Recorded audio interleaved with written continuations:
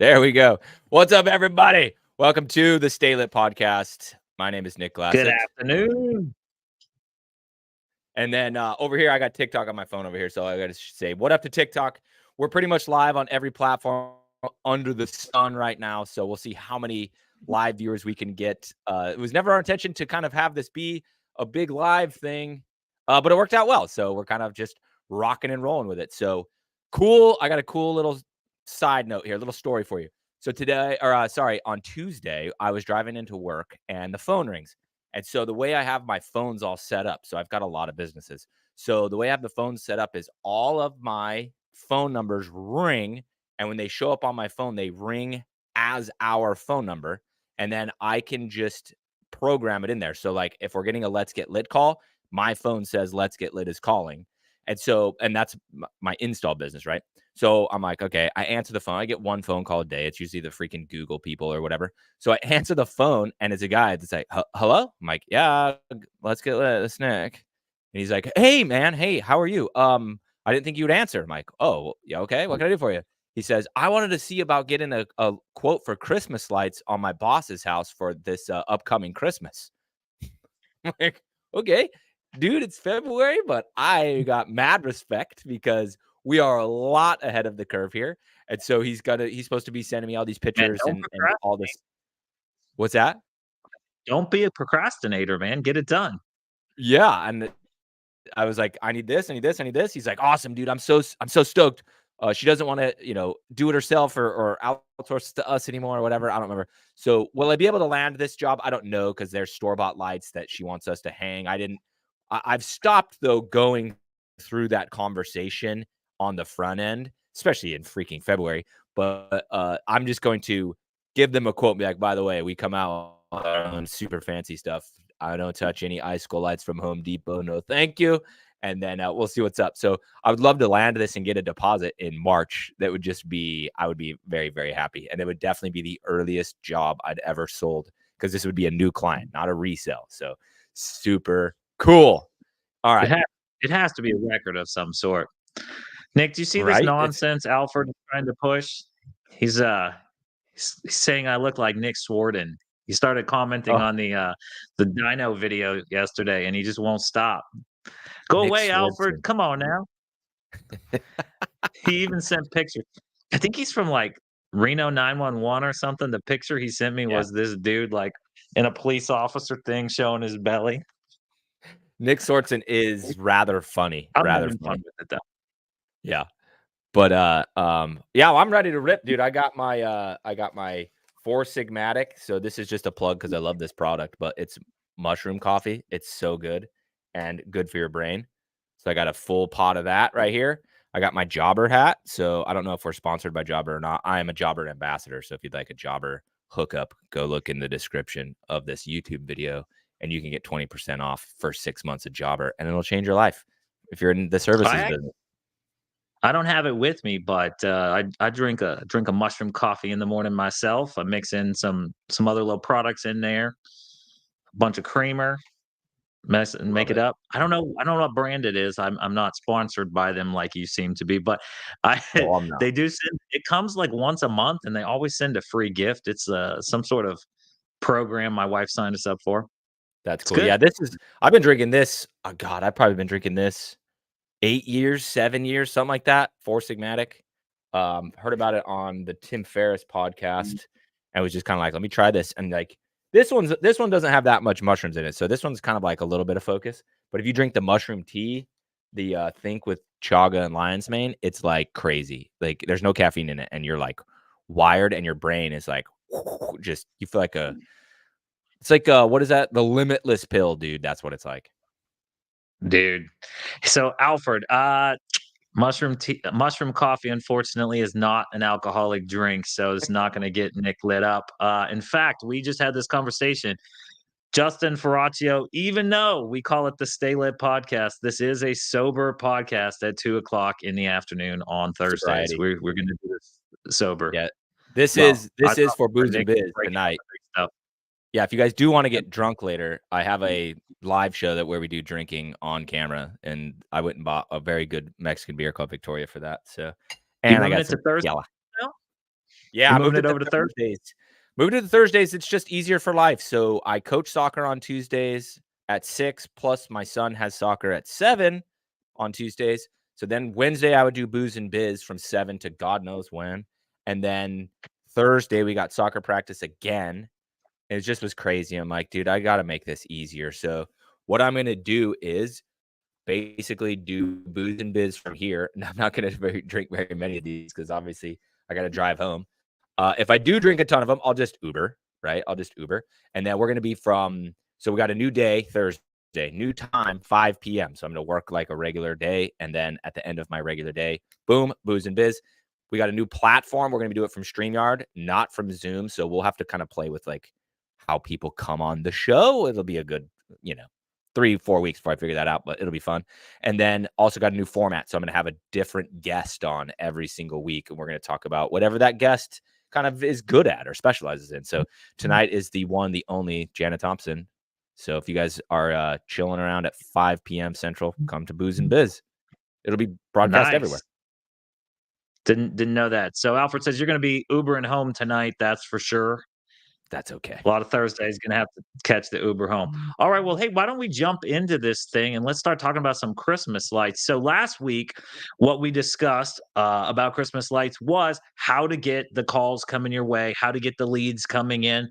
We talked about putting up signs. We talked about Google ads, Facebook ads. We talked about referral programs. We talked about all sorts of ways to drive traffic to your business. But let's say we did that. We have driven the traffic to your business, and now you start getting calls. How does that first Christmas light call go?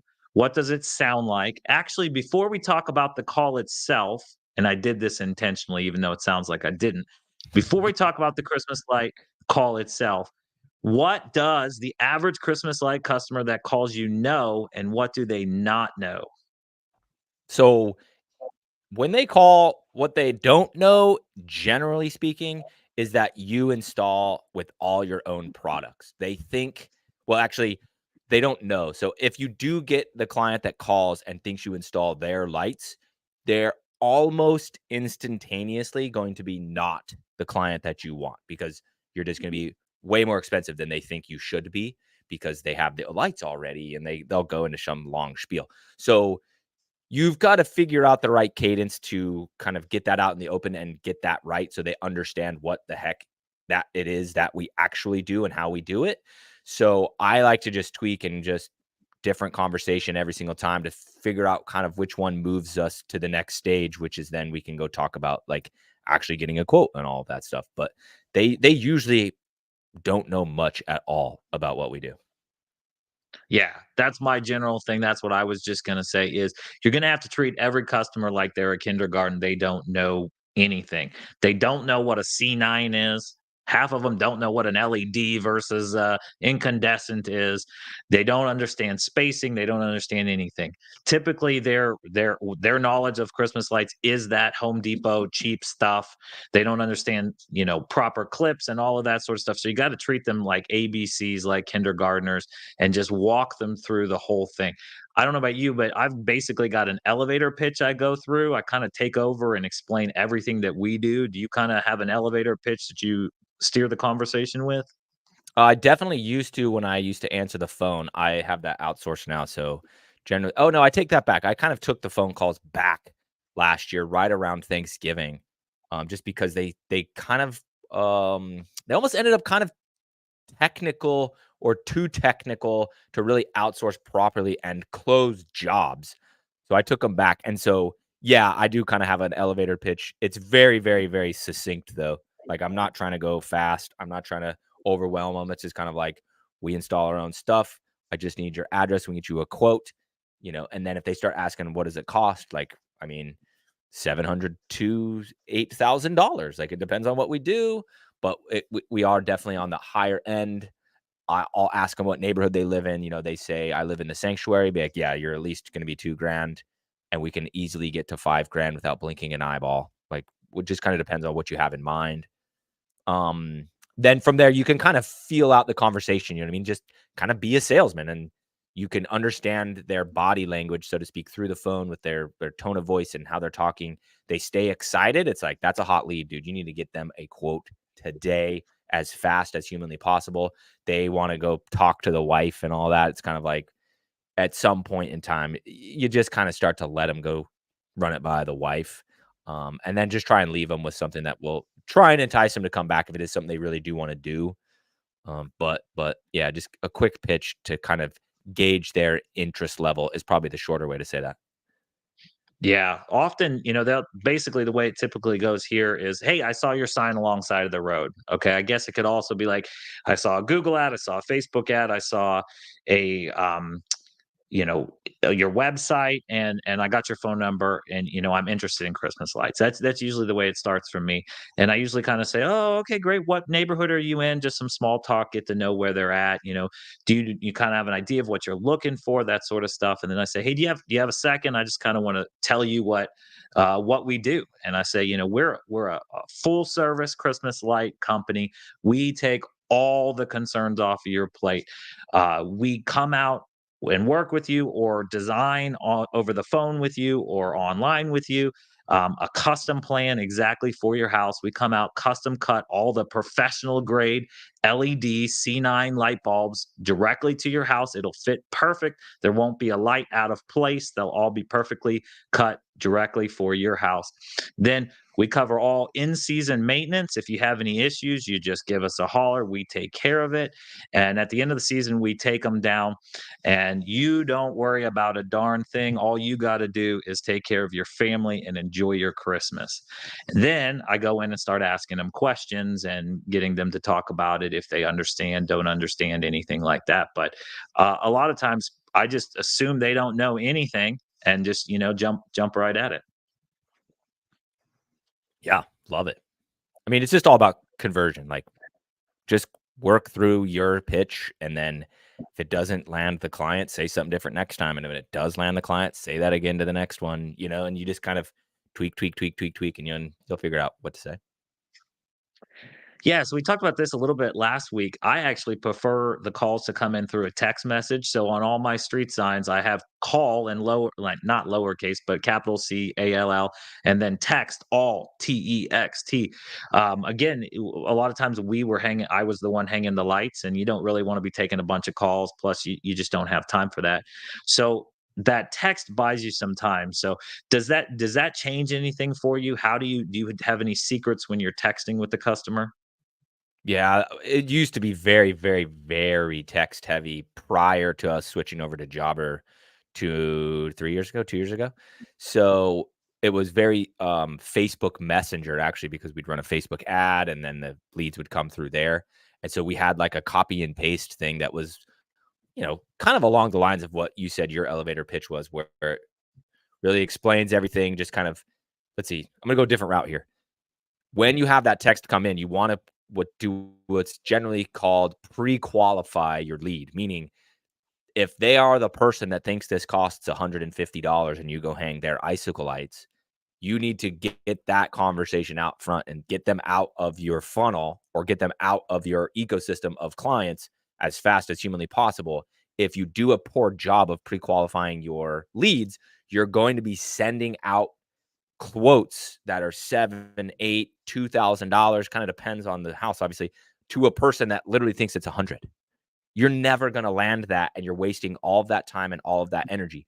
So in your phone calls, and then also in your text messages, you need to have some sort of way to let them know our minimum is $700, our average is 2 grand, our maximum is infinity, that kind of thing, to where you can pre-qualify and get those ones that you have no interest in paying what you actually cost out the door.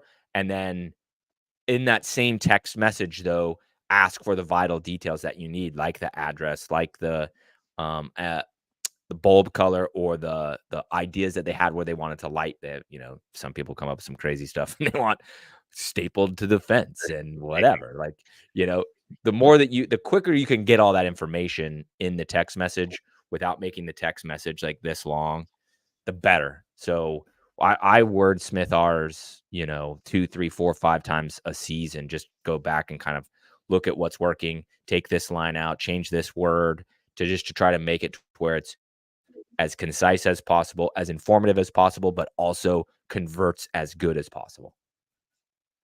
Yeah. So when you're wordsmithing, what are you doing with it? I'll tell you what I did, and I did this in the rental business, the party rental business as well. My phone, I use an Android phone. I'm not an iPhone guy, and in the Android phone, you have a clipboard, so I'm able to wordsmith out exactly what I want to say, and then I save it into my clipboard, and then I can just literally hit, do like I'm copying and pasting, go to the clipboard and just hit send. So I can have a full paragraph of multiple different things and not have to type it out every time. So are you typing it out every time, or are you doing something to speed that process up? I'm about to blow your mind. So in the iPhone, and I'm sure that an Android would have this similar feature, you go into settings, you go to keyboard, and there's a little thing called text replacement. And so you can go in there, and basically what I have in mind is like I have a text replacement. So if I type AMD, it auto corrects to AND and every time because for whatever reason I fat Right. finger it and type AMD. So what I do is I go in there and I put LGL quote. Okay, you can't put spaces in, so it'll just be because let's get lit. So LGL quote, all one word with no spaces, and then above it, it's the iPhone. I tell it to replace that with our sales with the reply that goes to the person. So when a text comes in, I just reply LGL quote space bar, and it auto populates the entire thing. And then okay. So that LGL quote is actually for when we would send them the quote, and then you'd go back in and plug in the dollar amounts. I don't remember exactly what the other one is, but there is one that when the text comes through, like, "Can I get a quote on Christmas lights?" You just do LGL reply or something like that, and it populates in that all that stuff. Our minimum is this, blah blah blah blah blah blah. And so it's just like, dude, you can fly, and it's Dude, fantastic. that's pretty awesome. Hey, can you do me a favor? Can you try to click your Wi-Fi back on? Your service is not working, and I'm wondering if that will help. You're starting to cut out pretty bad. It hasn't been clear. You're Okay, going to be super Wi-Fi. pissed off when you see the video, but I better not say anything memorable. Okay. yeah, yeah, And you're then gonna let me be you're gonna be super I'll pissed wait for off the about this Wi-Fi. episode, but I'm hoping that maybe the Wi-Fi brings it in a little bit better than it was. Not sure. All right. Okay, Actually, Wi-Fi is dude, now on. that's pretty mind-blowing, and then I need to use that. I used to my wife has an iPhone, and I used to have her, work with party rental stuff, and, she never really did anything with the Christmas lights, but I would always be bragging, "Oh, I got this clipboard, and this sucks for you." So what we did as a workaround on her phone was she created a notes page, and then she would actually literally have to go copy and then paste back over, which works, gets the same thing done, but it's kind of a pain in the butt. It's still a lot faster than typing the same thing out 15 times, but I guess I can let her know the next time she needs to do that we can set up this autocorrect feature and then just put a couple little letters, and that will do it for it. Okay, so moving on, though, we have talked to a customer either on the phone or on a text message, and now we have pre-qualified them, and we decided that they are worthy of our time in person. We've driven out to their house, and so let's talk about what a call in person looks like. And maybe the first thing before we start talking about what it looks like is, what do you need to have with you? So, what do you carry with you on an in person call? You need to carry with you the equipment that's gonna make you look qualified and cool. Whatever that is Yeah, to you is just fine. If you wanna bring the little extendo with the measure wheel, that thing is super official looking. If you I wanna totally bring had one of those. yeah. So, generally speaking, what I'll bring is I carry this notebook around with me everywhere. It has my whole life in it.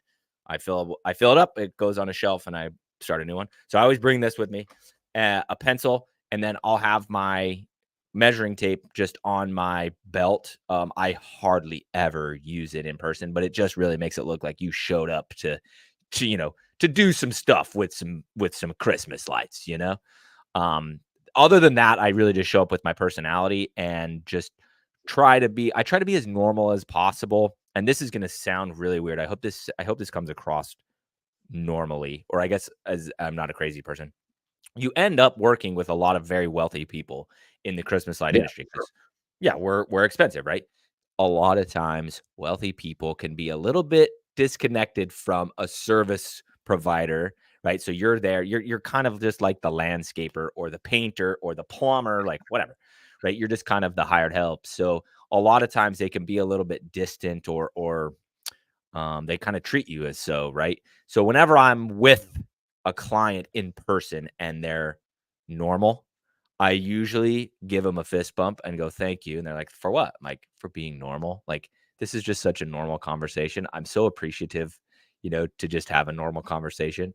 And the people that are wealthy that you say that to instantaneously will smile because they already know what you're talking about. They already get it. And they just want to be a normal person and they really, really, really, really appreciate it. And I off the top of my head, I'm pretty sure I've landed every single job I've ever had that conversation with. Like, and it's just like I said, it's kind of a weird thing to talk about, but I'm just like, dude, thank you so much for being normal. Like, I can't express how awesome this was. So thank you. Interesting. I don't, I've never had that weird vibe around here. I don't know why. I think it's because we do Christmas lights at a much lower level as far as like we start hanging Christmas lights at probably anything over $250,000 in our houses. And honestly, around here, $250,000 doesn't buy you a whole lot. So we're talking to some pretty normal people most of the time. And then even when I get into some of the higher end houses, I just really haven't. This is Texas. It's just really friendly people, man. I haven't had a lot of that. Now I could see that on the houses I've seen you do, and I also could see that like, we were to be sliding into North Dallas, Highland Park, something like that, on the north side of town, where these people truly are like, you know. $10 million plus net worth type people, and yeah, you're just another guy in a white truck or whatever you might Yes. be at that point. But down here where we primarily are, I've just really never had that vibe, that need to be like, thanks for being normal and not Yeah. treating me like so I don't know, that's an interesting thing. But around here, those conversations, they start, the people come out. It's kind of like it's awesome. I used to sell swimming pools right out of high school, right out of college, sorry, right out of college. My dad owned a little swimming pool business, and for a few months I worked with him. And the coolest part about selling swimming pools was like you're selling them like a vacation, like you're selling them a vacation in their yard, something that they're really excited about. And I find that the Christmas light calls go the same way most of the time, is that they're super excited that Christmas is coming and they just really want their house to look good for a friend or a family member or something to see. And so they're really excited for to be there. So typically it's very genuine, fun experience. Um, and then I do kind of like what you did. I kind of explain what's going on with them. And then I say, hey, give me a couple minutes now that I have an idea of exactly what you're looking for, to do some measurements. And so, and develop a design and a plan for you. I always quote right there so I can try to close the deal and grab the check. And so at that point, man, I did carry one of those wheels around, the extension tapes, and like most of the time I would measure on Google Earth anyway, and either had already done it before I got there. We'll talk about that more in a minute. Or I run out to my car, pull my iPad up with the cell service, and then measure like that. But for some reason, I feel as if people don't trust that you measured if you just jumped in your car, like it just doesn't feel quite right. So I will walk around with my wheel for a minute and make a couple notes and maybe measure a thing or two. But most of that's just for show. Hit the car, measure it out, put the quote together, and then go back and try to close the deal. Anything about that sales process that I kind of missed before we move on? Yeah, I think it's worth noting that my conversations, generally speaking, in person, I feel like are very different for whatever reason. We don't need to analyze. I get met with a lot of skepticism. So or to kind of put it differently, they understand the amount of money they're going to invest in this, and they want to make sure that you're going to do a good job. They want to make sure that you're reputable, that you're not some fly by night thing, that you're not going to just close up shop. So a lot of it is questions that they have, and the questions are repetitive. But like, what happens if you go out? What happens to my lights if you go out of business? Like, Yeah. they're my lights already anyway. It doesn't matter. You just leave. They're in my warehouse. They're my lights. I go out of business. Like, that's on me. Like, you just go hire different guy over here. That's all you do. I'm, and then I'm telling him like, but I've been doing this since 2019, blah, blah, blah, blah, blah. But for me, it's a lot of skepticism. And so I've got to go into the conversation with a lot of confidence, a lot of knowledge. And so that way you can answer those questions that they're giving you on the fly in a way that's going to make them comfortable enough to hire you for $2,000 to go measure or to go hang Christmas lights on their house or bushes or whatever that the scope of work is. So it's super important that, like, okay, very early on, the first one I ever did in 2019, I'd never even hung Christmas lights, and I'm going on a Christmas light quote. I go in person because I have no idea what I'm doing. And I show up with graph paper and I'm like drawing shit on my graph paper, like whatever. But I mean, I'm out there not having no clue what I'm doing or talking about and just absolutely crushing the in-person. The dude was like from down to Bayou. He lived in Baton Rouge, but he's from down to Bayou and he's real Cajun dude and just was super fun and super cool. And we're joking around and I'm telling him he's got a nice truck and then we're talking about this. I'm like, do you want to do the roof too? Or like, yeah, let me on my graph paper, like, just totally bullshitting. But I make it look like two things. Number one, I know what I'm talking about, which at that time I didn't. Now I do, obviously. And number two, massively, massively passionate about doing a good job. Like, not only passionate about Christmas lights, like I usually show off my hand tattoo when I'm in person too. But not only that I'm passionate about Christmas lights, but I'm passionate about the work that I do, like how much pride I take in it. If I can slip in a story of a time we had a bulb out on Christmas Eve, that kind of story, all great stuff to where they can really, really, really feel that as an individual, I'm going to make sure that the team goes above and beyond to do the job correctly and make everything beautiful and stop at nothing to make sure that happens. That is the magic, in my opinion, for when I go on an in-person consultation. Man, hey, let's just talk for real for a second here. Chris, I'm excited for Saturday too. And then another comment here, somebody's trying to sell us stuff. So Oh, that's on my Twitch. So if you guys don't know, I have a Twitch channel that nobody subscribes to. So if you guys mess around with Twitch, I'm gonna be live on there more often than I have been, which is not at all. But if you're on Twitch watching me, wispy cynicism, no thanks. I don't want to buy yeah, whatever you're selling, dog. sorry. Not the right time, man. But No. hey, let's talk real for a second because you brought up something that I think that may be a little bit uncomfortable for us to address here. But I think that if people will open up their mind, they'll get it, right? So one reason that I think that my experiences might be a little different than Nick's experiences is one of two things. Like I'm just a very plain Nick Swarden looking 44-year-old white guy, apparently. All right. That shows up and just looks super like this is the guy you want to trust with your Christmas lights. Like I have that face, whether I mean to or not, with the polo shirt, I just look like that guy. Nick, on the other hand, all right, thanks, man. I Appreciate don't that. know, Yeah, bro. I don't I know don't it. I see don't it. see it. I don't see it. I do not see it. I don't see it either, but Alfred does. Okay. But Nick, on the other hand, very professional person running a very professional business, but you walk up all tattooed. Let's just be honest. Like Yep. if you look at Nick, raise your hand up again, arms up again on the camera. All right. That's what's walking up, right? So do you automatically give Nick the same benefit of the doubt as this super vanilla, plain Jane person, right? Now, and so I guess I bring that point up to say that a bunch of people on this call are not going to be this vanilla that automatically gets trusted. All right. You may have tattoos. Let's face it, you may be different ethnicities. Like there are so many different variables that make this world, to be honest, unfair. And and I think that you got to give yourself the best fighting chance, which is look professional, wear decent clothing, like maybe have a polo with your company shirt on, have a business card, just this all sorts of basic stuff. Do you think there's things that you can do to kind of level the playing field to get past maybe people's judgmental first impressions? Yeah. Did I So say that? Man, if I don't think I said anything offensive, but I'm a 44-year-old vanilla white guy. We say things offensively and not mean to all the time. So hopefully I did not. oh, But it would be a lot more fun if you offended somebody. So if you're offended, give uh, us a comment. But hopefully not.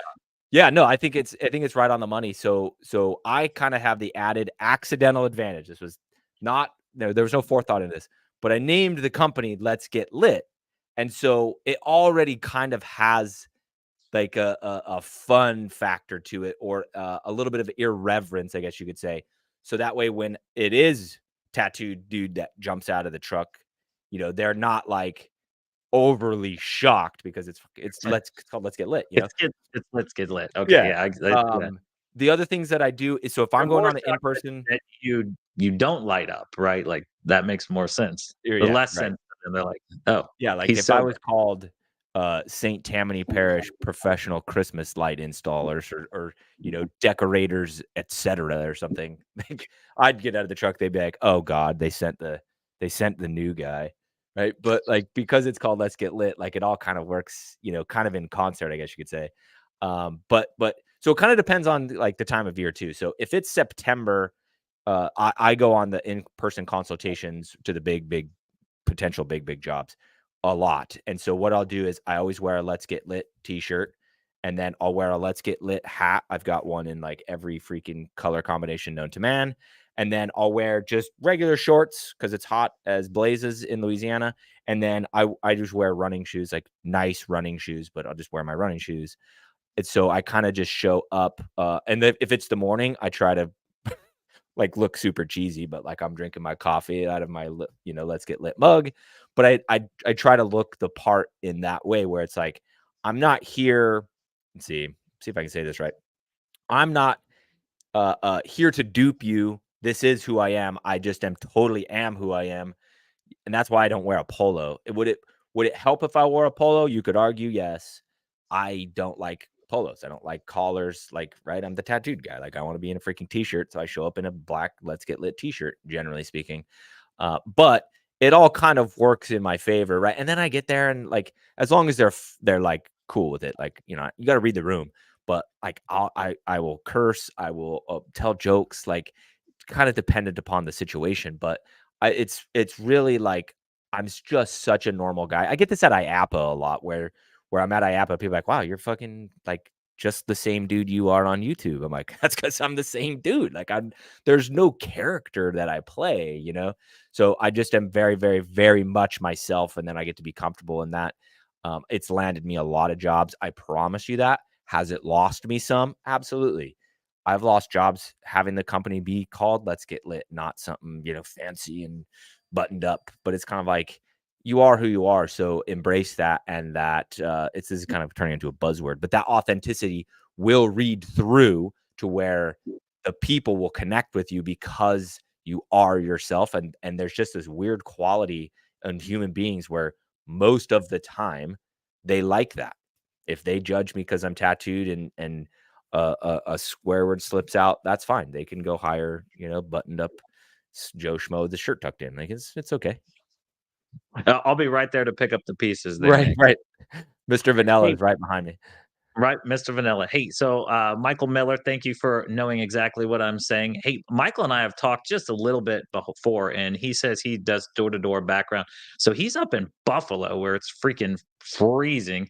And so when bounce house season ends, he loads up a truck and starts selling meat door to door. Like, Dang. I don't think it's Omaha Steaks, but that's the one that's jumping to my mind, that sort of thing. And he just mentioned that in his head he finds it harder to close with people with facial hair or are not well groomed. And I think that that is probably true. I am personally, again, coming from Mr. Vanilla, so you can flush this down the toilet if you disagree. I'm fine with that. But yeah, I'm the clean shaven guy in general. Although if you do watch back, I've grown a beard I think twice since I've been making videos. But in general, it only lasts a little while. I try, my wife hates it. But I do personally feel more comfortable in front of customers communicating if I'd shaved that day, if everything looks right. A lot of times I don't personally like to do my hair. So if you catch me on any random day at the warehouse, my hair is just probably going to be straightforward, but I try if I'm gonna be in front of customers or a camera just to go downstairs, hit a little gel, boom, and then I don't know why it just gives me that edge. So maybe not so much just what it matters to the customer, but whatever makes you feel comfortable in your own skin, so that when you get in front of them, that you're just cool as a cucumber and smooth. I don't know. Figure out what works for you. Everybody is different and has different things. Kind of back on target just a little bit or on track. I was talking about how do you measure in person. We sort of mentioned that we do the same thing in person that we do not in person. So the next question is how do we do it not in person? So even though we might make a show out of measuring in front of people, the reality is we're probably going to hit up one of the measuring apps. So I'm going to share my screen just a minute. Hopefully, this doesn't get too boring, but there are different programs out there. This one is called Roof Snap. All right. Some people like something like this. Roofers use this a lot of the time.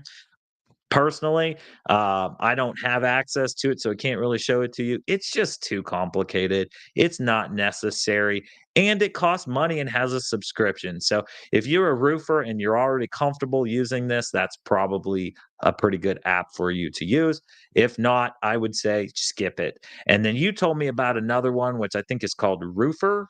Yeah, I had, like, a consultation where I did, like, a Zoom with them, and they screen shared, and the guy's like, "Watch this, and you can measure all this, and the surface areas here, and the valleys, and the" I'm like, "Bro, you need to remember who you're talking to. I'm a Christmas light installer. Do you think I'm putting Christmas lights in the valleys?" Like, he's like, "Oh, right." I was like, "Let me share my screen with you and show you what I do." And I went to Google Earth, and I did my normal thing. I did it on my own house. Bam, bam, bam, bam, bam, clicked. I said, "That's it. 97 linear feet." He's like, oh, that's all you do?" Like, "Yeah, this is what I've been telling you." He's like, "Yeah, roofer's not right for you then." I'm like, "Thank you. Okay, can we end the phone call, please?" Exactly. So, man, I'm right there with you. So that's the thing is they have these roof snap, they got roofer, they have all these things. They're really too much for what we need to do. We don't need to know how many square yards worth of shingles we need to buy. We just need to measure a couple almost straight lines, basically. So thank goodness, because Google Earth is absolutely free. You can get it on your phones, your tablets. I actually like it on a phone or tablet because I'm more comfortable now using my fingers than I am a mouse with something like this. But I thought real quick today we would show you how to do basic measurements on a house on Google Earth. So we've pulled up a random house. We're going to do this house right here in the middle. So first things first, you need to get a picture of the house so that you know what you're looking for. So you grab the little inter street view guy and you drop it in front of the house. And now you can see what this house looks like. You got to frame up the picture kind of the way that you want to see it.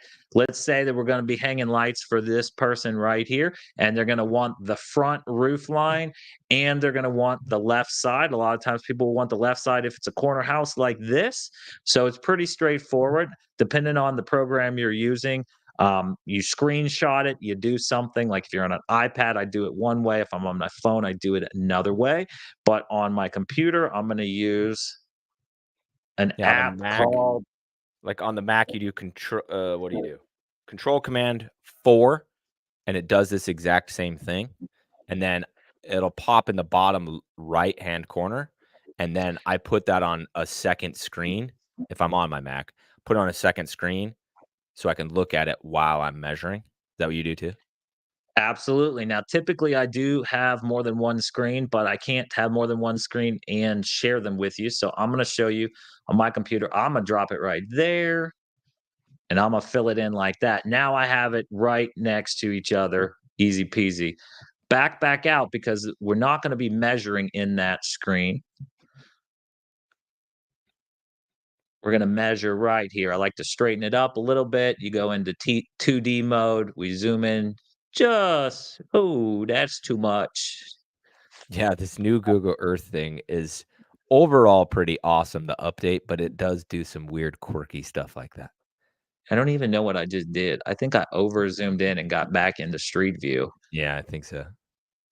How the heck do I get back out? This is what mine was doing right before the show. I was like, I don't know what I'm doing. I don't know where I'm at. You still on?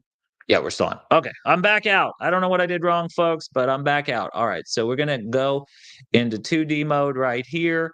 Up at the top, there is a measurement tool. Let's zoom in here. So now we're looking at this house, okay? So I'm looking first to the right to see what happens. And so what I see is that there's about an 8 to 10 foot run, and then it comes forward just a little bit, and then another 8 to 10 foot run. Actually, that's probably more like a 12 to 14 foot run. That shadow was throwing me off for a second, but you can see this flat area here. So now that I've got it in measurement, I drop a point right here. Boop. I drop another point right there. And then what I talked about, dude, I told you is 8 to 10 feet right there at 8 foot. Look at that. And then it's about a foot forward. It closed your thing because it was too My short thing because it was too small. So you do got, if you zoom in, it makes it a little bit easier, but put this new point here. Grab my 8 feet again. Come out to the front, and then the whole way to the building. All right, so we got a 20-foot section right there. See that? That's easy. Now record that down somewhere. Clear out.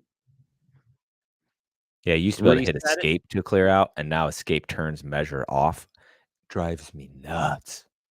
So the next piece we're going to measure, if you can see my mouse, is right in here. I know it's kind of small on y'all's screen, especially if you're watching on a phone. But this one comes to the front, comes over, and then comes back to the house a little bit. So now we're going to select this point here, come to the front, boom, and it shows us exactly where it comes back to the house. All right, so that's 23 feet. So now record that down somewhere else. We're at 40. You said escape used to work. It still works.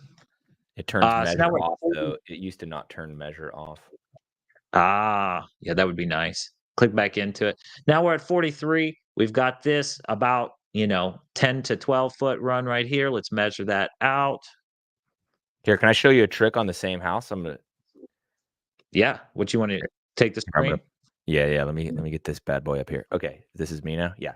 So the way I'll do it, I figured out that you can go. Okay, I'm gonna do the same thing as you did. I'm gonna come up to the building because it overhangs, and then what I do is I go like this.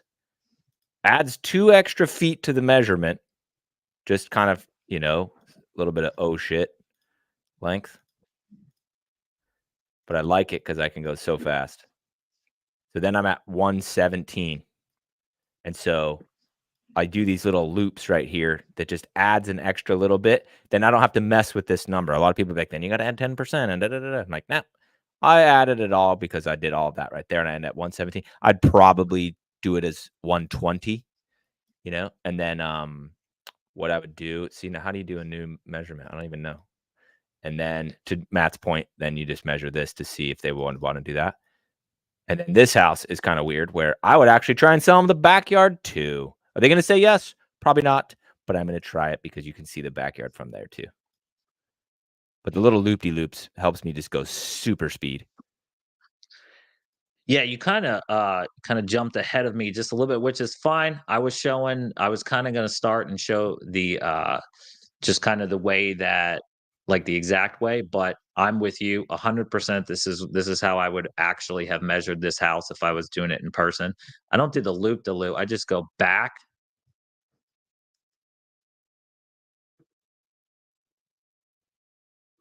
This is what I would have done.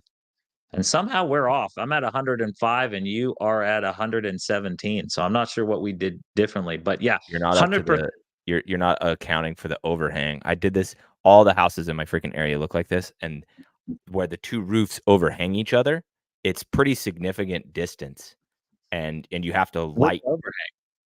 right where the front entrance of the house. Yeah, I got it right there.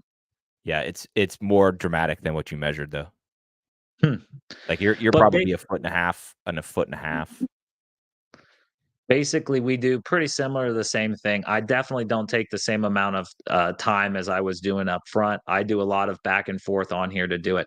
The one thing this house doesn't let us show you, and we could find a house, but I think that we've already taken enough time on this, is if you've got a gable or a front peak.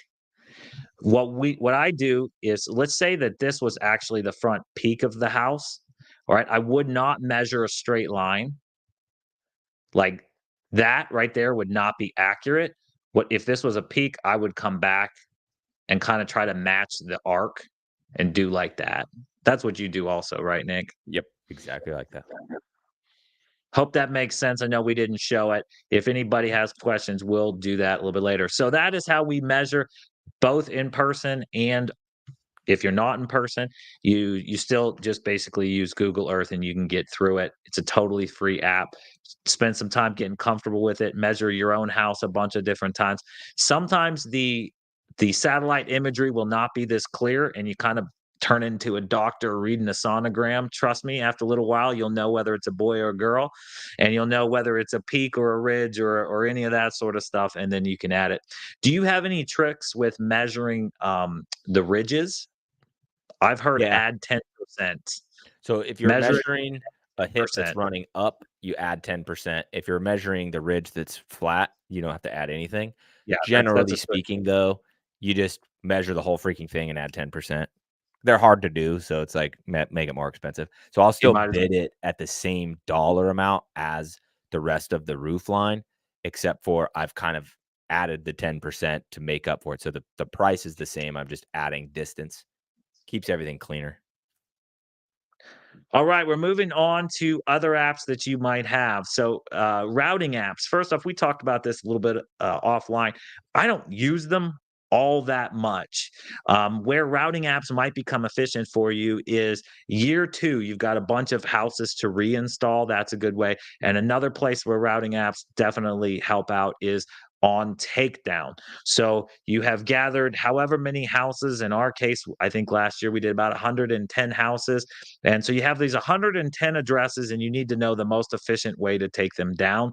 And so that's when you could stick them all into a routing app to figure out what all makes sense to bring down in one day. So a couple things are programs called Road Warrior.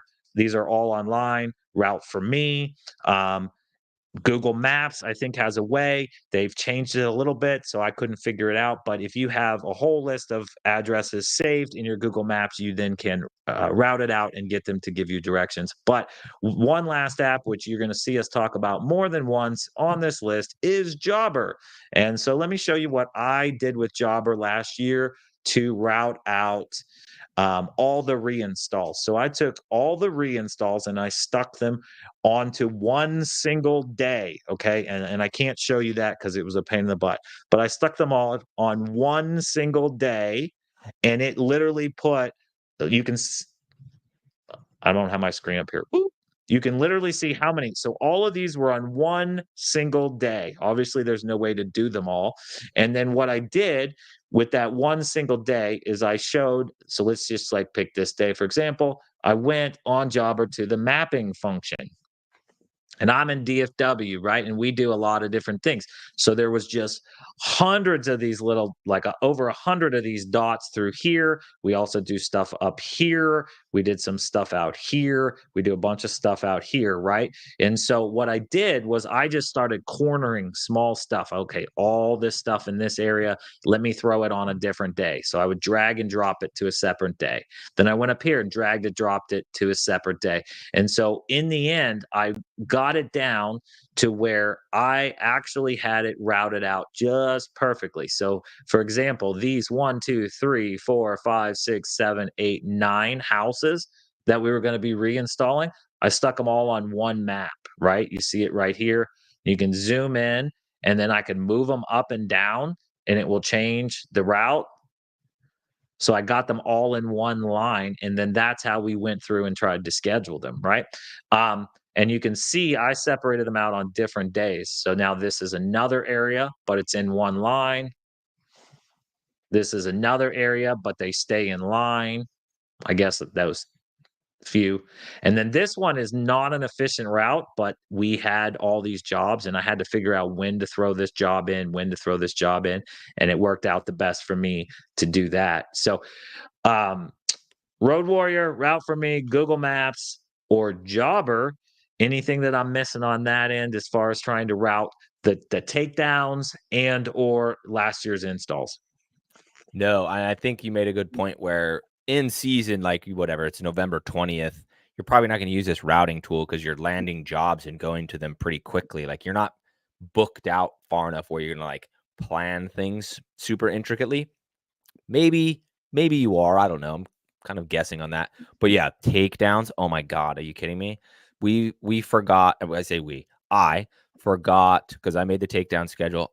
I think I forgot 5 houses, just because I'm basically just going off of memory where they are, and then that's when Cassie, who's the one that does all of this stuff normally, but every time I try to take something over, I screw it up. So I just need to leave Cassie doing it because she's way, way better at this stuff than me. She found this routing tool and went in there and just made super efficient routes like this. And I was like, wow, like saving time. So you're saving payroll, you're saving gas. Like this is so much better. Like you can't even explain it. And then I don't know if you knew this, Matt, but on the day, so if this was today, they change colors as they finish them because in the phone they go through, they all their stuff is in Jobber on their phones, and then they go through and check it off as done, so you can see where they are on their route. Yeah, It's absolutely. Yeah. incredible. Um, so kind of moving on to the next thing here is photo apps, and I know that we have different opinions on this. You use explain to me, explain to everybody exactly how you're going to send a quote. What is it going to look like? If you have a way to pull it up, go ahead, and then I'll talk a little bit about what I like, and then honestly there's no right answer. You can do whatever you want to do. Yeah, so basically, I'm gonna go like this. I'm gonna get my picture of the house, and open her up, and then when I'm in here, I can go through and draw on here. So I just get the lines. I think I've got it set. There we go, line. Keep in mind, I'm not very good at this. No, it's not working. Come on, thing. But anyways, I draw a line on here on all the spots. There we go. That are going to get lit. Make it fatter so you can see it. So then this is all I'm going to do. And then you can do control copy paste, make the line go here, right? And you're going to hit all the areas you're going to light. Then this picture gets dropped into Jobber, and then we're going to do a different color. We always try to upsell this garden bed outline right here, like that.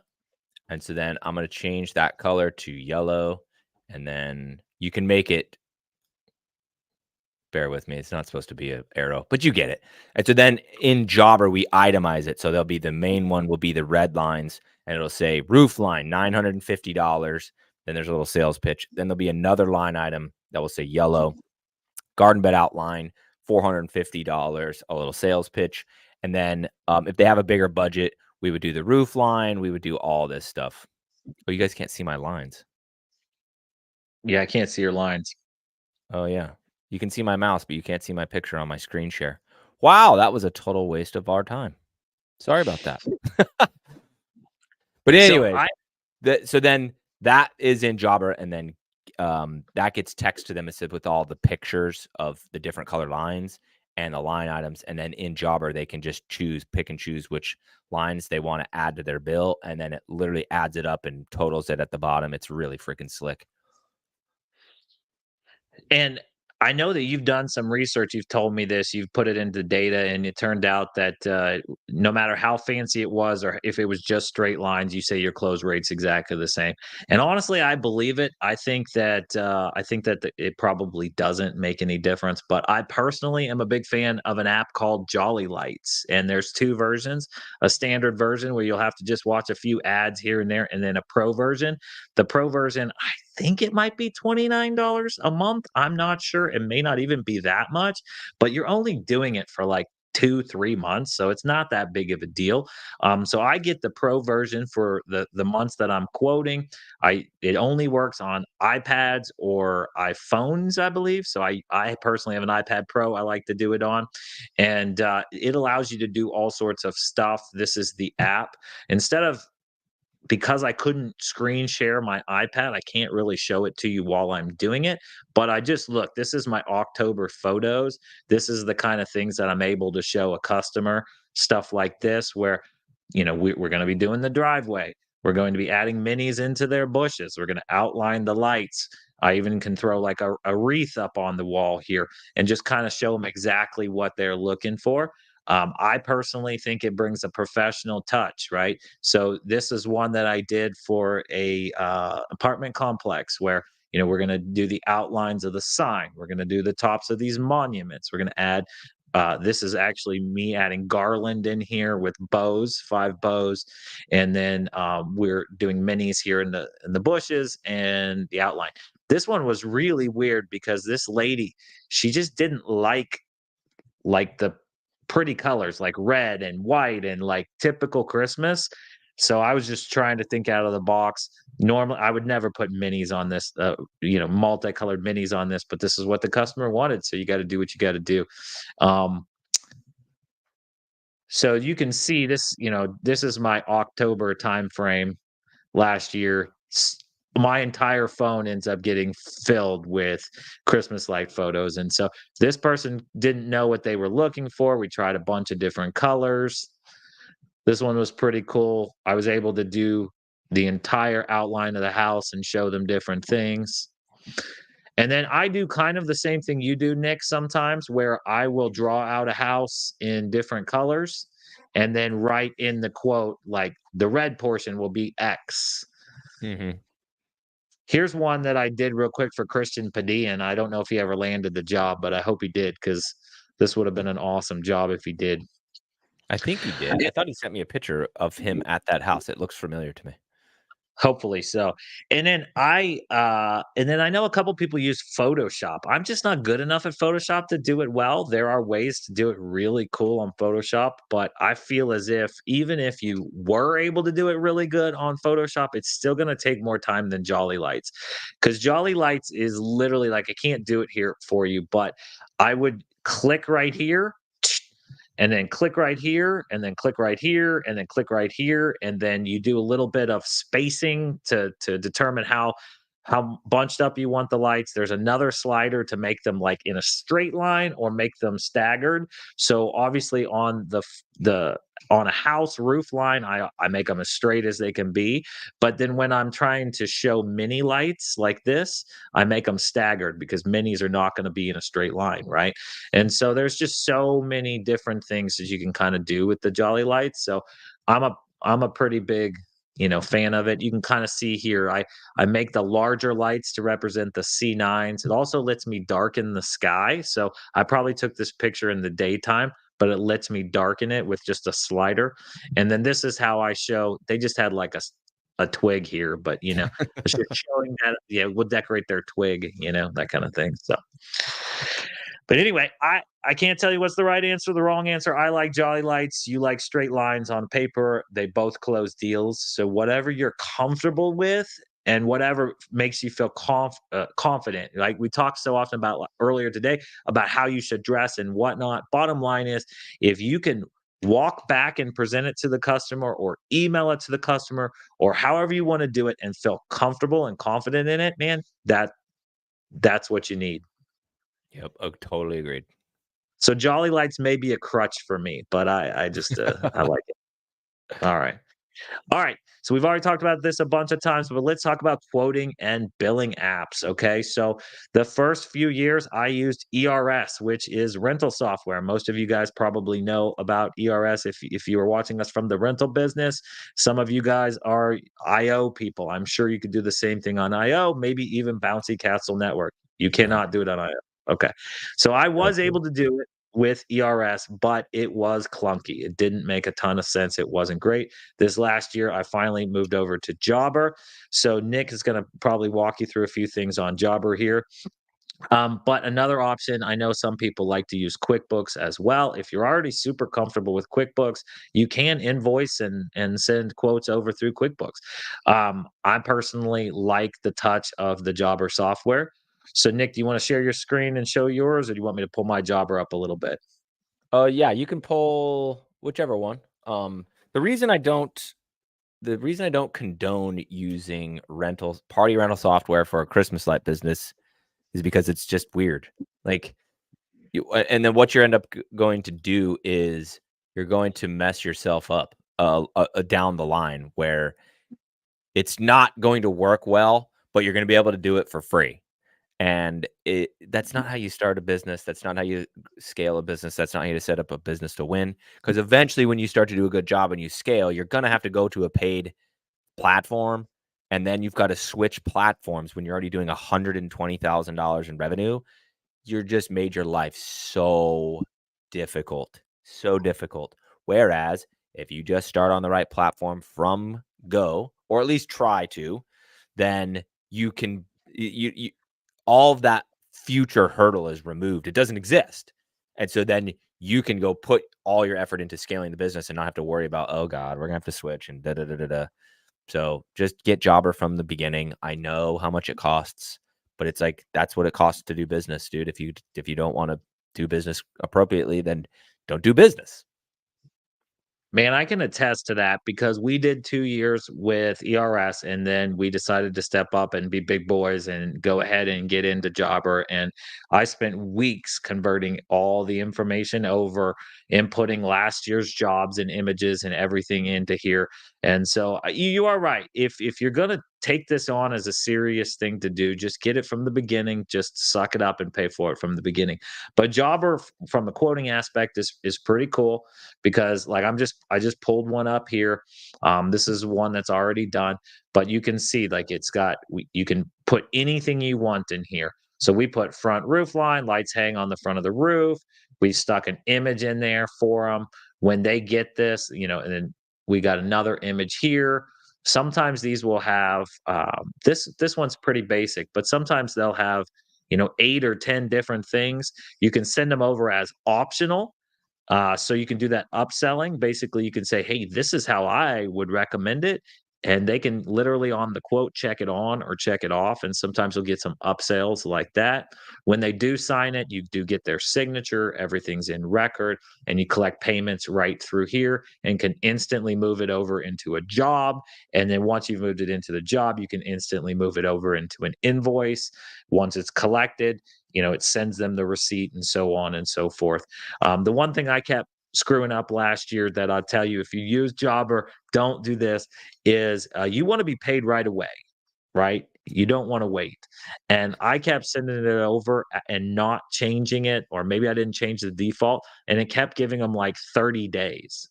And Oh, then I would message them back, hey, we're looking for payment. And they're like, set 30 days. I'm like, oh, that was not right. I would really like to be paid right now. So yeah, that I goofed that up too when long story short, I ended up booking where my family went to California, back to home to California for Thanksgiving, and I was going to stay home. And then I changed my mind last second. And so like I did a lot of office work from California, helping Cassie out to land jobs and do stuff. And I sent somewhere payment was due today, even though, right? Cause I'm like, well, I'm going to make the invoice right now to get ahead of it. And so payment was due right. today, even though the install's 4 days away. I messed it up a million times. Like, this is again Yeah. why I should just let Cassie do her job, and I should just stay out of the office because it's just I'm a mess. But yeah, everything is real neat. And man, we could literally spend hours kind of walking you through all this stuff. And then I don't even use all of it, but you got your clients lists here, which goes through all your customers. These requests come in here. So we have our setup on our website. And then even not on our website, if I had time, I would send them a link.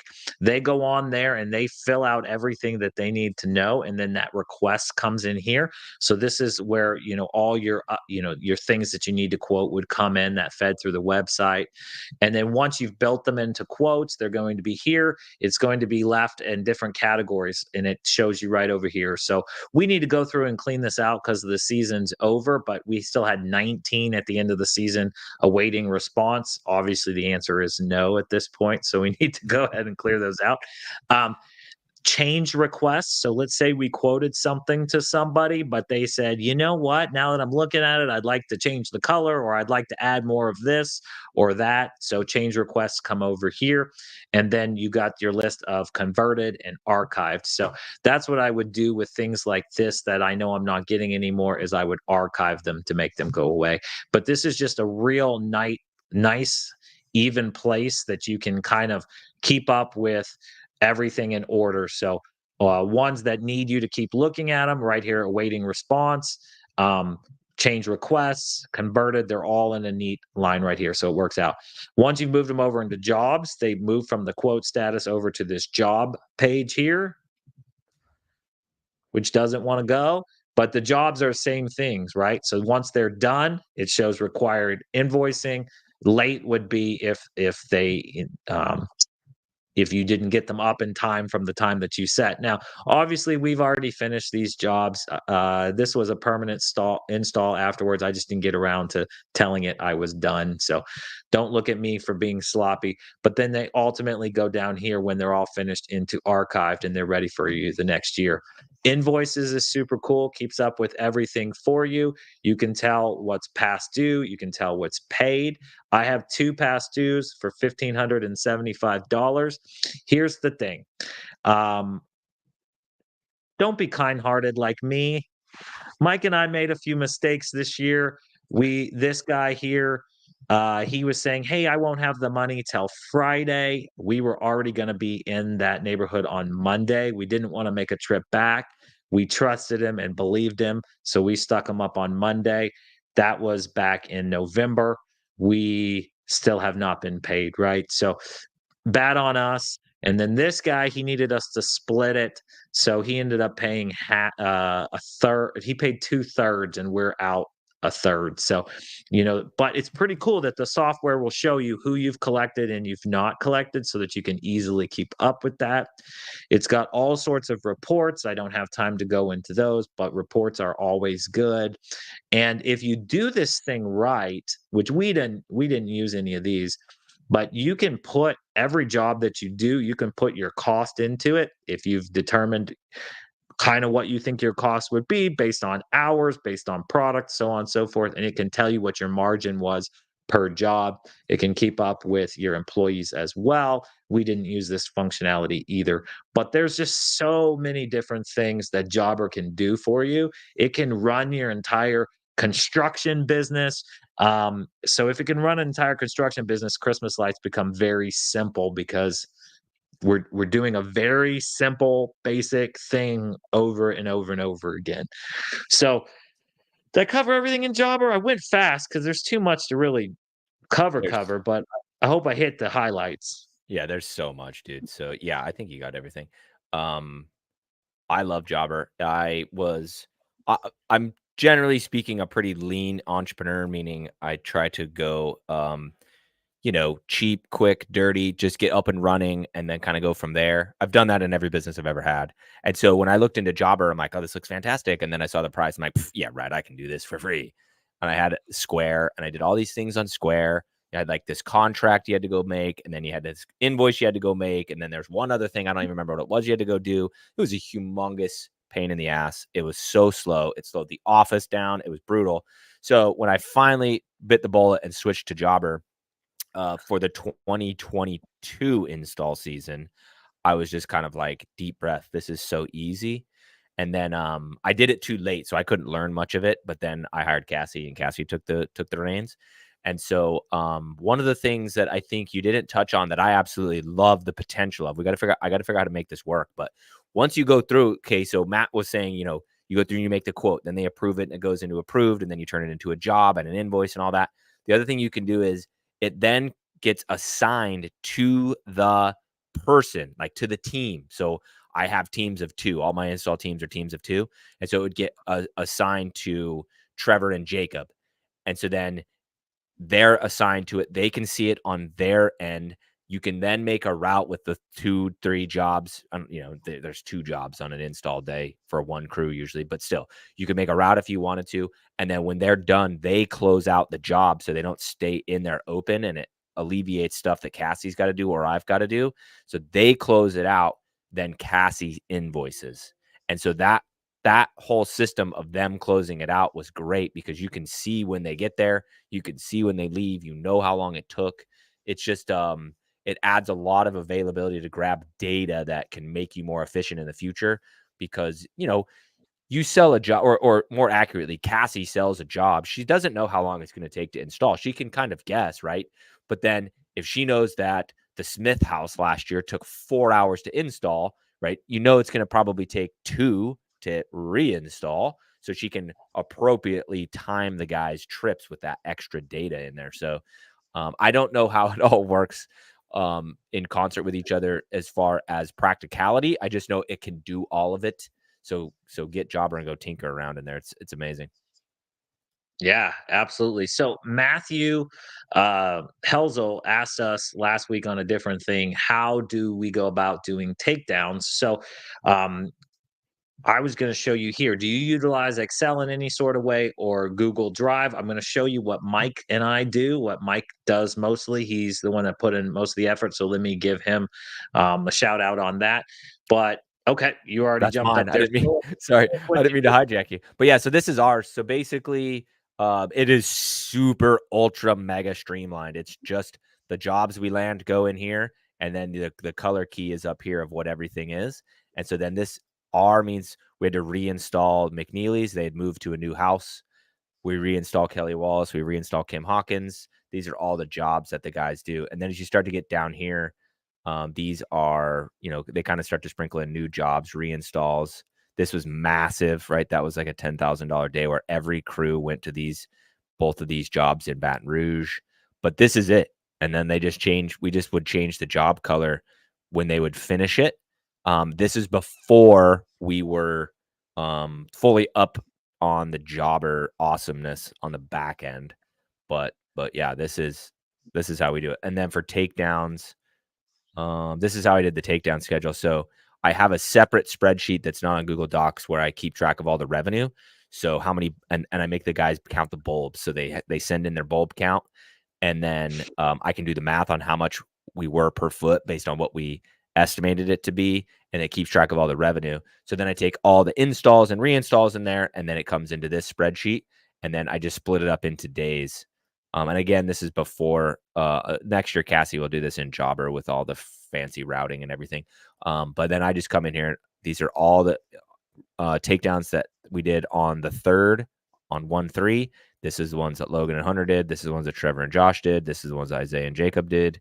And then for whatever reason, Logan and Hunter have a random one over here, Tara's house. But then this keeps everything in there. And then this is kind of unique to me because we do a lot of bulb swaps where we go actually take Christmas lights out, the Christmas bulbs out, and put in Mardi Gras purple, green, and golds. So this is just the calculated cost of everybody's bulb swap. So we try to sell it to them. If they said yes, it was green. So that way the guys knew when they went to Michelle Gallardi's house, they needed to do the bulb swap and that we needed to invoice them $150. It's 71 bulbs at 89 feet. All right. So I'm going to pull over here real quick and show you what we do. So first off, very first question Matt had is, what to store it in. So we do the same thing that you do. We use these 27-gallon storage containers. They come either in black and yellow or black and red. You can get them at Home Depot. You can get them often. Sometimes if you watch, you can see them for maybe $7.99 or $8.99 at Sam's Club or different places like that. They typically run about 11 to 12 bucks. If you can ever get them below $10, you might as well snag up a bunch of these things because you're going to use them. What we like about the lids, you can write on the lids. You can also write with like some sort of white paint marker on the sides. We keep a number system, like we'll do number 27 on here, and then in black marker, it'll have the address. And then what Mike does here. Real quick hot tip for everybody. Don't buy Home Depot this year and Sam's Club next year and Costco next year. The lids are slightly off and they do not stack. You have to buy. You go to Home Depot this year, you got to go to Home Depot every single year. Yep. And then once we put them away in storage, I know you mentioned on a previous thing that you don't do this anymore, but we still try to do like, hey, all the DeSoto houses together, all the Lancaster houses together, all the Waxahachie houses together, Midlothian together. So next year when we're trying to get through it, we at least know what kind of area to do. But also, we've got a big fat number on the side. Like, for example, we know that these first box, this was a huge house. This is like an $8,000 job. We know boxes 1 through 9 are all Heather. All right. So we can get right back to those. Number 10 is Noli, 11 is Bobby, so on and so forth. So if they're up on a big wall stacked on top each other, we can look at the wall and find number 15 right there real fast with the big number, and then be able to pull that one out. And then what Mike did is he took time to literally, and this took time to do and upload, but it made life so easy the second year. When we went back to these, we knew exactly what everything looked like. But you can go, he actually created separate folders for each house. Dang. With pictures. Fancy. Watch, it's not going to load for me. Yeah, there it goes. Boom. All right. So he actually took the pictures of the house so he could see the prior year. And then I don't know why this one that I picked doesn't seem. Yeah, there it is. And then this is his map. So he's got literally pictures of everything. And then we mark our stuff. So right on the plug, we'll put an A, and then we know A starts to the left. We have a spot for the timer. We know where that is. We know where peak 1 is, and he marked it with like an orange zip tie or a yellow zip tie. These are 2 different houses side by side. That's why I'm confused. Number 10 and number 11. And then different peaks. This is the archway. See what I'm saying? So everything is there, and it's all loaded into one Google Drive. And I will tell you, it definitely took him time to do it. I applaud him for it. I probably would not have taken this amount of time, but the houses that I went back to install that he did this, I was never confused at all. I could see it perfectly right there in front of it, and I could look up and go, oh yeah, we did cover that part. We didn't cover that part. We did all that sort of stuff. So you can determine what level of insanity you go to, but that is how Big and Bright Christmas Lights does it, and it is fantastic. All right. We finally made it through that list. I was afraid it would go too fast. It definitely went too long. But that leads us to this big announcement. All right. We are going to be doing not 1, not 2, not 3, not 4, but 5 Christmas light trainings this year. 5. Can't get in the camera. 5 Christmas light trainings. We're going to be going coast to coast on a wild trip. We are going to be flying out on a Sunday. We're going to be doing a Christmas light training in fabulous Las Vegas on September the 2nd. Then we will fly to Chicago and do a training on September the 4th. And then to Orlando, sunny Florida, Orlando on the 6th. We're going to give ourselves a week to recover, give ourselves a week to set our businesses back up in place. And then we will meet up in Dallas at the Big and Bright headquarters to do training number 4. And then we will wrap it up on, shoot, I got to wait for it to get here. So that was 9/17. I couldn't 19. remember. 9/19. We will finish it up, and we haven't determined. You guys can vote and let us know, but we're either going to do it at the Jump Off headquarters in New Orleans, or we're going to do Houston. Houston's a big city with tons and tons of Christmas lights, so it does make a ton of sense, even if it is only 4 hours away from Dallas. So let us know whether we should do this at Jump Off headquarters in New Orleans or do this in the Houston area. But we're very excited to tell you that we do have our plan for trainings this year, and we will be tell everybody what we will be covering in these trainings, Nick. How to start a Christmas light business, how to grow, how to do everything correctly, how to do it right from the beginning, and we will set you up to potentially, if you're a hustler, to make 100 grand your first year. If you've got another business operating with employees that you want to keep them busy in the wintertime, you can go to 100K your first year. It You was can do done it. by 2 different people that have taken these classes the last 2 years. So we're gonna teach you everything. You'll just learn it. Everything you need to know. You can listen to these trainings throughout the year and probably get 99% of everything that's going to come, but you would have to like just take pieces here and take pieces here and dig and create your own notes. What this is going to do is jam it into one day. You got it all. It'll just be all right there, neat and organized. Nick will lay it all out for you, and you'll be able to walk out of there ready to run your business. Yep. It'll be a great time. Excited to meet everybody. And then it's the other kind of like extra thing that comes along with these classes is that you get to go meet other people that are going to be in the industry, other people that are also starting. There'll be a guy that plans to do 5 houses. There'll be a guy that plans to do, $1 million his first year. And you kind of get to talk back and forth, share ideas. It's just an ultimate melting pot of awesomeness. Every conference I either put on or go to, I learn a bunch of stuff. I absolutely love them. I'm obsessed with them. So it's going to be a great freaking time. Yeah, the networking was fantastic. I met tons of people. And honestly, what it does is it makes them feel comfortable to reach out to other people and to reach out to probably you and to me, Nick. People that were at the conferences were reaching out to me for advice and answers and stuff throughout the whole season. People who didn't show up at the conferences, not so much, you know. So I think it kind of gave them a little bit of a coach or a mentor in their pocket that they had met physically and felt comfortable with just reaching out to. So I think that there's a lot of things that come out of that network wise that makes it a fantastic deal. The price is not insane either, so you'll find it to be very reasonable when we get around to that. And man, I'm stoked about it this year. It's gonna be a ton of fun. Told my Dude, we wife gotta go I'm to going for a Vegas. whole week. She wasn't too happy, but I haven't been to Vegas. Why? So I grew up in Salt Lake City, which is like 5 hours, maybe 6 hours. I don't remember from Vegas. We used to go to Vegas on a whim. I don't think I've been to Vegas. I went for my 21st birthday back when I lived in South Dakota. I went for a Journey sales meeting when I was probably 26, maybe 20, before we had kids. So 26 or 27. I literally haven't been back since. And I turned 39 in a week from today.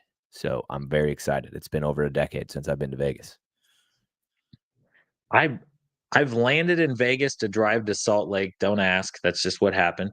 But really, I've spent very very little time at all. So it will be interesting for me to kind of get a thing out. I'll tell you what I'm excited to see in person is that sphere. Have you been seeing the sphere, dude?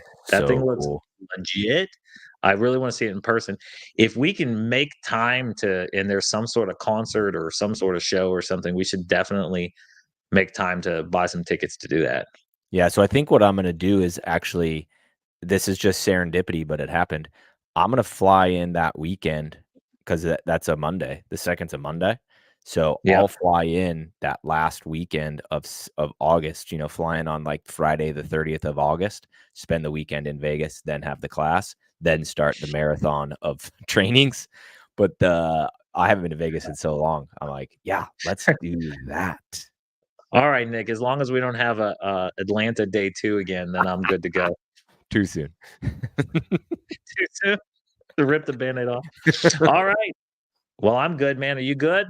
I'm good. So everybody go find this. For all the people that are listening live, this podcast lives on my YouTube channel and also on my podcast on Spotify or Apple. It's called the Just Go Podcast with Nick Glassett. So you guys can get access to these on demand. So if we covered some shit on Jobber that you're super stoked about but didn't get to really we went fast.